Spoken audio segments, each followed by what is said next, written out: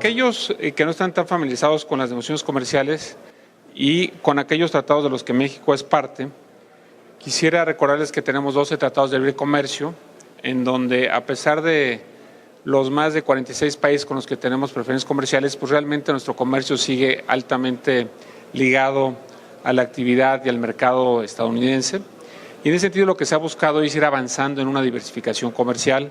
que, si bien no ha sido muy exitosa, es importante siempre ante épocas de coyuntura poder tener opciones y opciones que representen una ventaja comparativa en la parte de los aranceles. Desde la perspectiva de lo que se ha venido haciendo como sector privado y gobierno para tratar de mejorar esta diversificación, podemos encontrar los 4 ejes en donde se ha venido buscando una mayor diversificación. Hoy el CPTPP, sin Estados Unidos, desafortunadamente,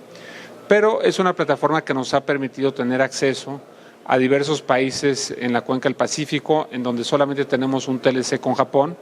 y el resto del mercado asiático prácticamente es inexplorado, o el comercio que tenemos, por ejemplo, con China o con Corea del Sur, son realizados sin preferencias comerciales. Entonces, me parece que el voltear hacia Asia es una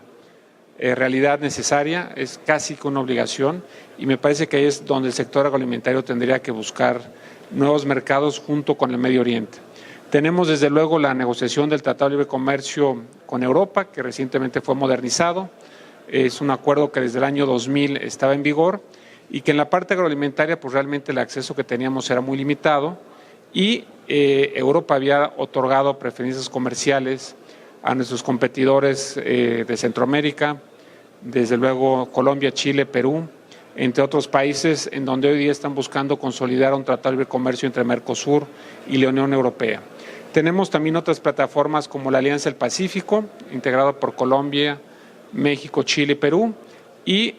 desde luego el Acuerdo Único con Centroamérica, que también está en vigor ya desde hace casi 6 años. En términos, como pueden observar, de lo que es nuestra balanza agroalimentaria, podemos observar cómo a partir del año 2015 México empieza a ser superavitario en nuestra relación comercial. Es curioso porque cada vez que hay una relación deficitaria o superavitaria, en algunas mentes que tienen una visión del comercio pues de los años 60 o 70,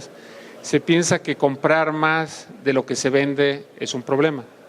Y es el problema que tenemos con el presidente Trump. Considera que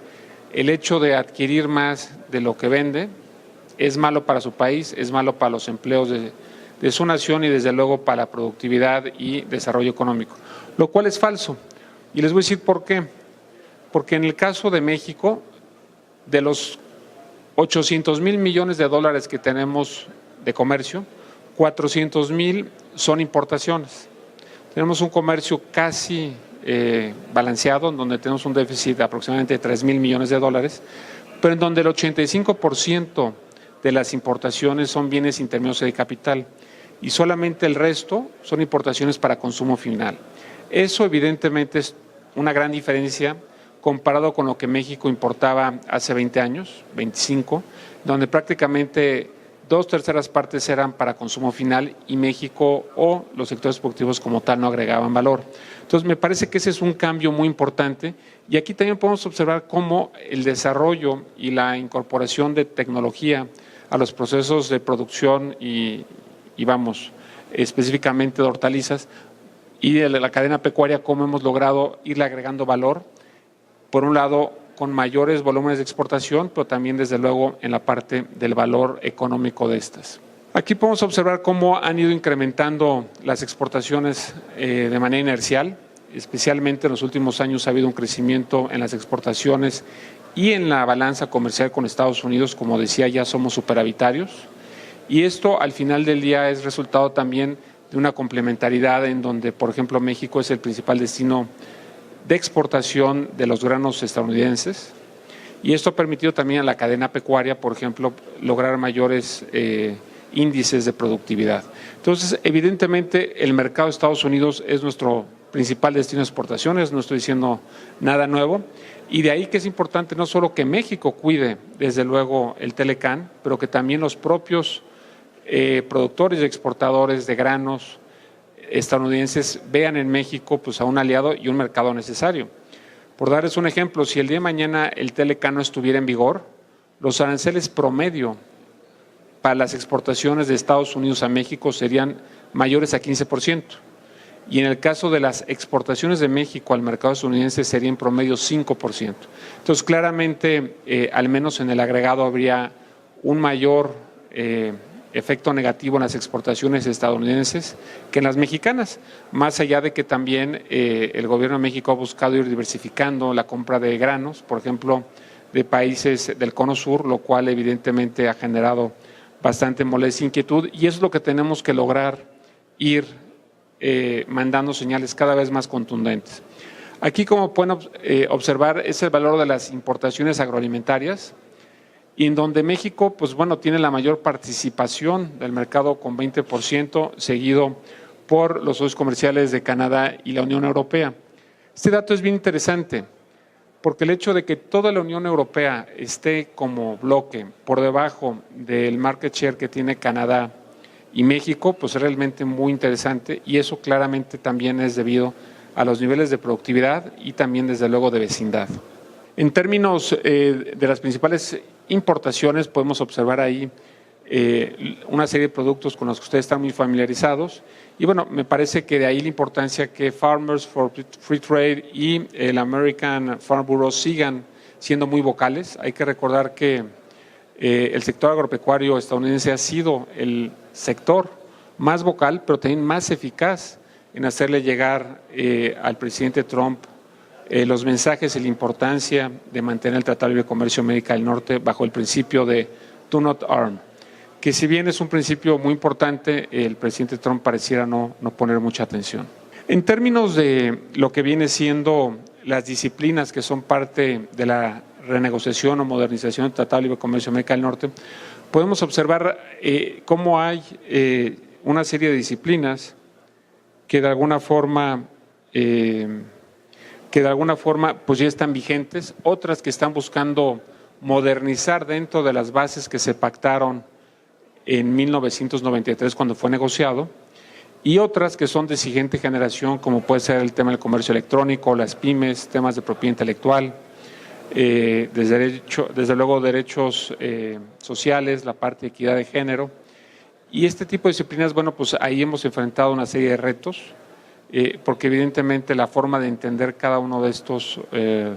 nuevos temas de siguiente generación, pues bueno, es muy filosófico, para algunos es muy sencillo, como puede ser el tema de las pymes. Pues todos queremos que las pymes crezcan, todos queremos que las pymes se incorporen a las cadenas de exportación o de comercio internacional,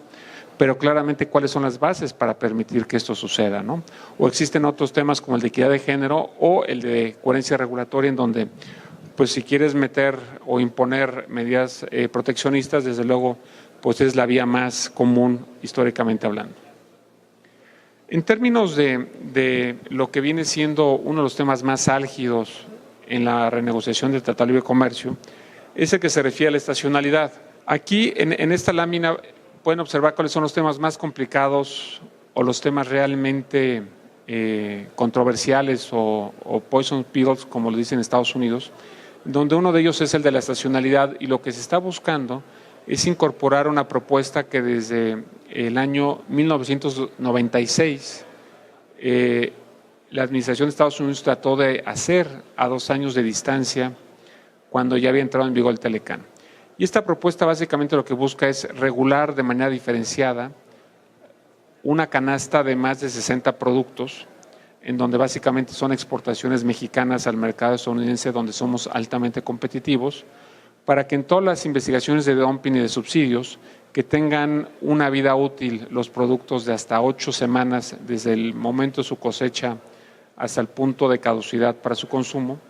puedan sujetarse a un esquema diferenciado y en donde básicamente se alteren 2 principios básicos, y básicos desde la perspectiva de la Organización Mundial de Comercio. La primera es cambiar la temporalidad o el principio de temporalidad para que sea, en lugar de que sean periodos anuales, sea de temporada en temporada, es decir, acortar los periodos para la recolección de datos. Y la segunda es la que se refiere al principio relativo a la cosecha o a la región donde se produce un producto individual. Hoy día lo que establece el principio de la OMC es que debe hacerse con base en la producción nacional y no regional. Entonces, al cambiar estos dos principios, que es lo que está buscando Estados Unidos, lo que está buscando es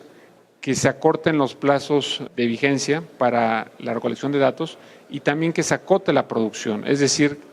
que si existe una región en individual y en una temporada en donde haya en su visión algún tipo de práctica desleal de comercio, se puedan imponer cuotas compensatorias. Evidentemente México y desde luego el Consejo Nacional Agropecuario y la industria hortofrutícola está totalmente en contra de esta postura. Insisto, es una postura que se buscó imponer en 1996, en donde el gobierno de México lo negó. Luego buscó hacerlo nuevamente en el año 2006. En esta ocasión buscó hacerlo a través de la Organización Mundial de Comercio, donde la propia OMC le dijo que no era consistente con el Acuerdo General para Investigaciones de Dumping y Subsidios. Y existe un documento por parte del entonces secretario de Comercio de Estados Unidos que también señaló que efectivamente la propuesta era violatoria de la OMC. Y ahora en el marco de las negociaciones del Telecán encontramos una notificación que se hizo en septiembre del año pasado y en el marco de la tercera ronda de negociaciones en donde nuevamente presentan esta propuesta y, insisto, es para aquellos productos en donde somos altamente competitivos, donde tenemos más de 12.500 millones de dólares de exportaciones y que tienen una vida útil de 8 semanas. La postura del Gobierno de México ha sido, desde luego, estar en contra. Sin embargo, hay que recordar que estamos hablando de productores de Florida, productores de Georgia y de las Carolinas del Norte y del Sur, que han estado empujando de manera muy firme en los últimos años por una visión proteccionista,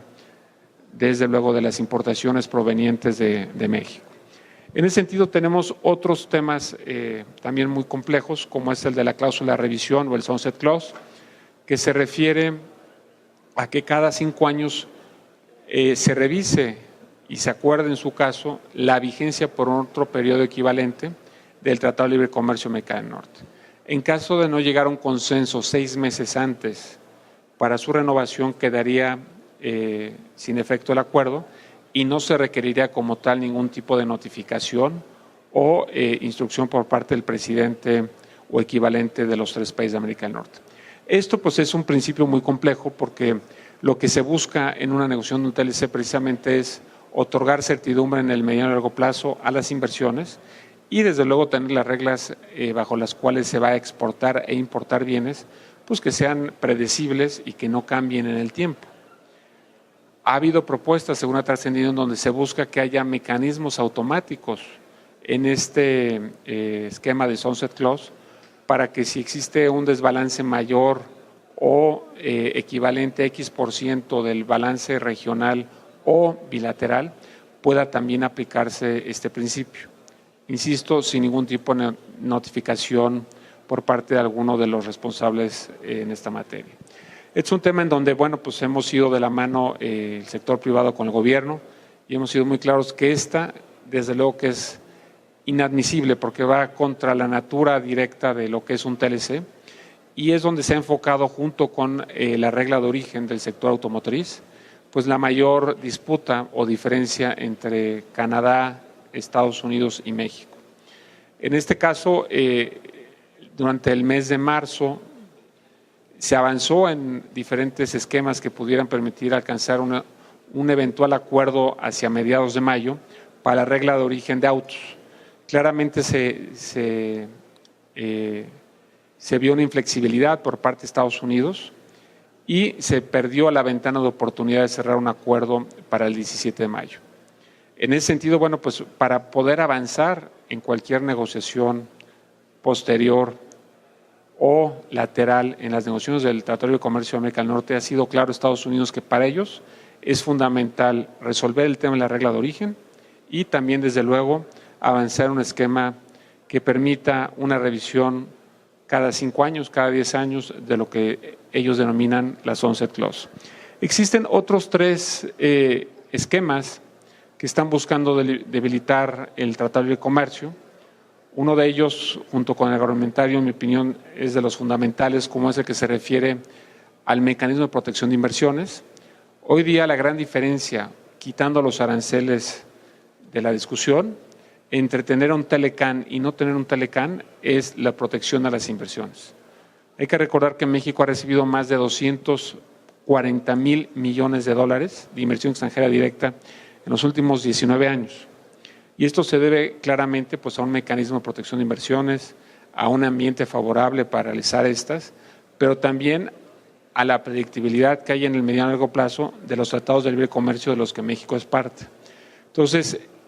no tener un mecanismo de protección de inversiones realmente sería pues, muy negativo, ya que afectaría pues, la percepción de México como un país atractivo para seguir recibiendo inversión extranjera y, desde luego, los medios de defensa que podría tener una empresa ante un presunto acto expropiatorio del Estado. Existen otros dos procedimientos que también están buscando debilitar en la parte de solución de diferencias. Uno es el que se refiere al famoso capítulo 19, que se refiere a los procedimientos de dumping y subsidios, en donde Canadá ha sido muy enérgico y enfático en señalar que requiere este tipo de mecanismos, que no es otra cosa que la posibilidad de revisar una decisión de la autoridad que investiga o realiza procedimientos para fijar cuotas compensatorias y poder ir a la OMC a solicitar que se revise si el procedimiento se apegó conforme a las reglas de derecho doméstico y dos, si la determinación fue procedente. Esto, por ejemplo, algunos de ustedes recordarán que el 15 de noviembre del 2017, justo cuando México estaba siendo anfitrión de una ronda de negociaciones, el primer día Canadá presentó un panel o solicitó que se estableciera un panel en la OMC con base en este capítulo para la disputa que tiene desde hace 20 años sobre maderas blandas. Es un tema que todavía no ha tenido pues, una solución que dé al menos satisfacción o confort a Canadá. Y en ese sentido, pues en el caso de México, este capítulo realmente no ha sido de mayor utilidad para nosotros, más sin embargo el capítulo 20, que es el que se refiere a la solución de diferencias entre estados, ha sido muy importante. Probablemente recordarán también que en el caso de autotransporte transfronterizo, tuvimos una disputa porque no permitían que los tractocamiones mexicanos pudieran entrar al mercado americano y después de 16 años de pleito, logramos finalmente que se estableciera un programa piloto y que hoy día ya puedan entrar libremente los tractocamiones mexicanos al mercado americano, desde luego cumpliendo con una serie de requisitos que se le exigen también tanto a los canadienses como a los nacionales de Estados Unidos. Existe otro elemento que para este foro es muy importante, que es el que se refiere al de minimis. El de minimis es esencialmente lo que en una franquicia conocida libre de aranceles para efectos de mensajería y paquetería, aquellas empresas como Amazon o alguna otra de esta naturaleza puede enviar libre de aranceles e impuestos al día de hoy un monto equivalente a $50 al valor del producto que se envía. Es decir, cualquier producto que esté por debajo de los $50 no se requiere ni agente aduanal, ni pedimento, ni pago de impuestos, ni de aranceles. ¿Qué está buscando Estados Unidos? Está buscando que se incremente a $800. Esto desde la perspectiva del consumidor pues parece muy atractivo porque aquellos que vayan a Estados Unidos y pidan una serie de productos por Amazon para que les llegue al hotel, pues ya no lo tendrían que hacer porque sería directo a la Ciudad de México o a León, a Guadalajara o a cualquier punto del territorio nacional. Pero el problema es, primero desde la perspectiva agroalimentaria, pues el tema sanitario y fitosanitario, que no se vayan a mandar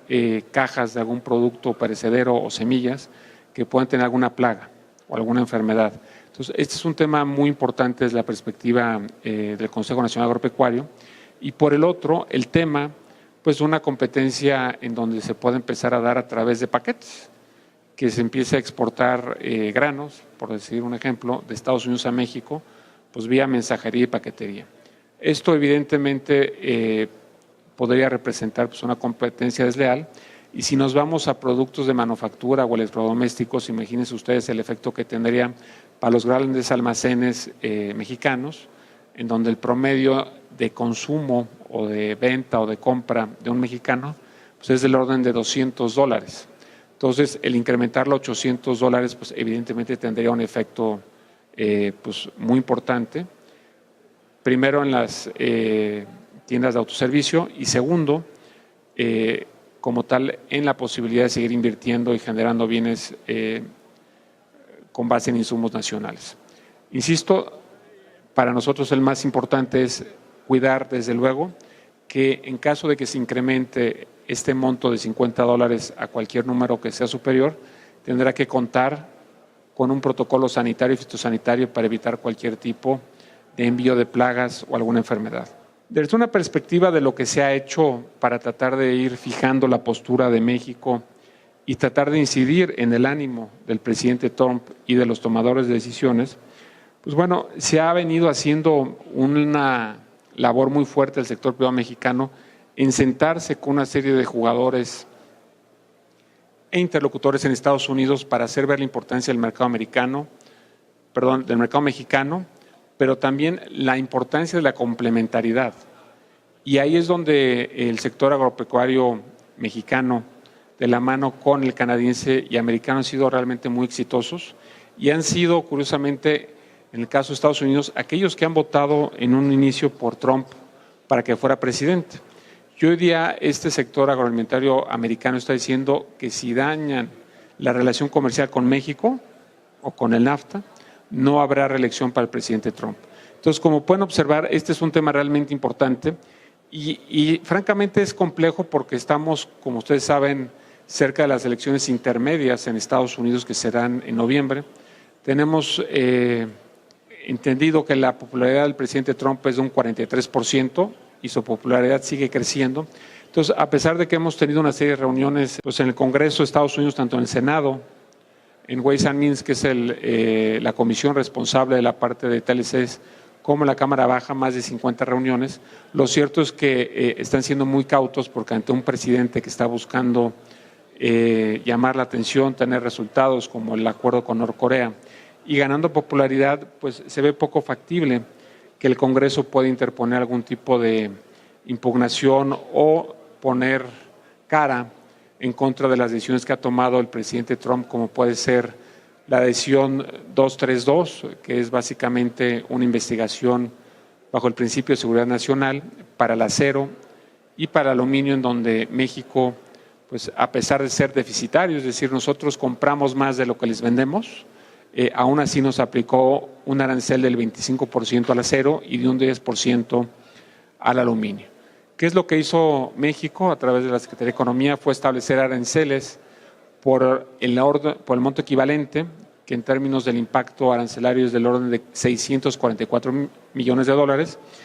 y puso una serie de aranceles de hasta 25%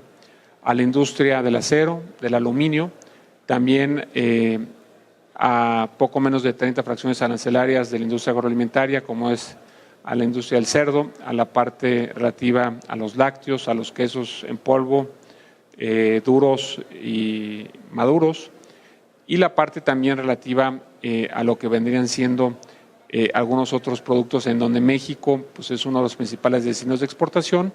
pero más importante aún, son estados en donde los republicanos tienen cierta influencia en el presidente Trump y lo que se está buscando es que a través de afectar las exportaciones de sus constituencies o de sus electores puedan de alguna manera hacerle a Trump reconsiderar la inconveniencia de tener aranceles en contra de México. Esto, pues infelizmente no es todo. También China ha sido objeto de una disputa comercial con Estados Unidos y cada vez pues que Estados Unidos pone un arancel a los productos chinos, China naturalmente responde con la imposición de nuevos aranceles a los productos americanos y básicamente pues la escalada arancelaria pues es preocupante. Trump señaló hace unos días que está dispuesto a incrementar en otros $200,000 millones los aranceles a una serie de productos provenientes de China, a lo cual, como ya dije, pues China naturalmente ha optado por señalar que tendrá medidas espejo. Esto en el contexto internacional, aunado a una investigación también en contra de la industria automotriz global, en donde incluye desde luego a México, para buscar imponer aranceles del 25%, en donde se estima que podría haber algún tipo de resolución o decisión hacia el tercer trimestre con el propósito de ganar mayor tracción y tener mayor respaldo de los electores de Estados Unidos, pues realmente pone la negociación del Tratado de Libre Comercio de América del Norte en una situación muy compleja, porque a pesar de que el tratado esté en vigor, si ya tenemos dos productos tan importantes como el acero y el aluminio, y se empiezan a agregar otros tipos de productos en virtud de decisiones bajo el principio de seguridad nacional, pues realmente las posibilidades de ir avanzando hacia una renegociación exitosa pues se van diluyendo. ¿Por qué? Porque el contexto pues no es favorable y evidentemente lo que está buscando Estados Unidos es, primero, seguir incrementando la presión hacia Canadá y México con el propósito de que accedan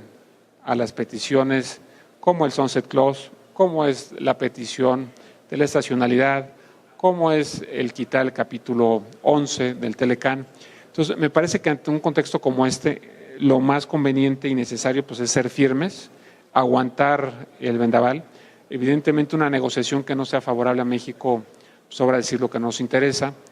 ¿Por qué? Porque cualquier negociación que hace uno, más allá de las comerciales,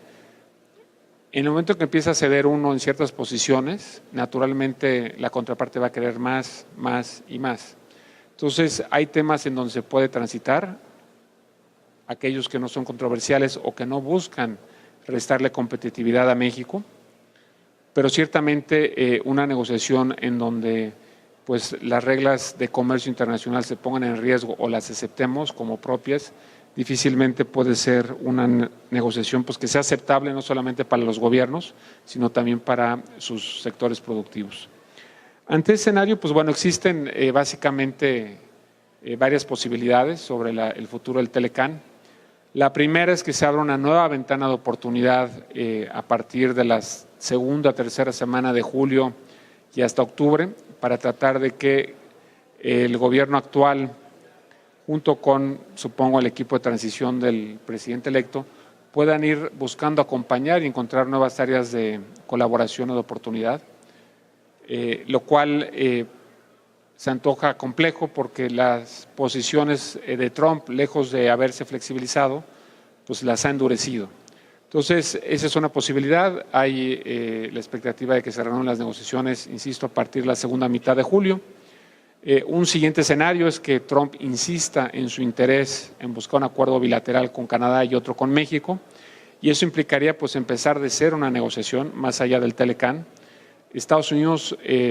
requiere darle notificación a su Congreso con al menos 3 meses de antelación cuando va a iniciar una negociación comercial. Entonces, ahí se abre una nueva ventana, aunque diera el aviso de que quiere un acuerdo bilateral y México y Canadá estuvieran de acuerdo, tendrían que pasar al menos otros 3 meses, lo cual pues ya nos estaría llevando pues hacia finales del año, ya que esta decisión pues no se antoja que sea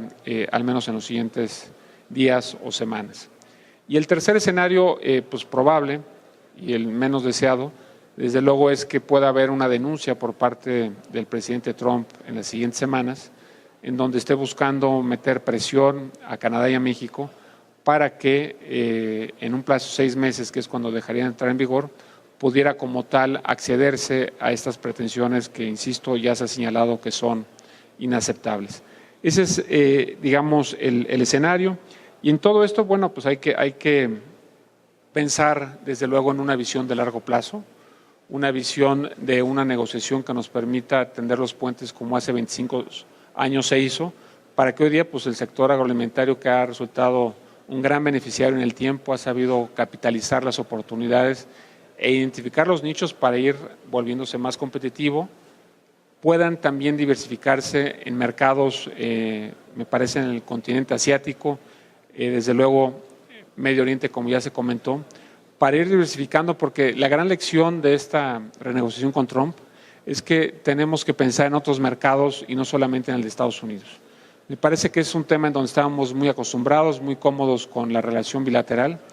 pero nos está mostrando que tener pues todas las esperanzas en una canasta pues muchas veces es inconveniente ante la llegada de gente como la que hoy día está liderando los Estados Unidos.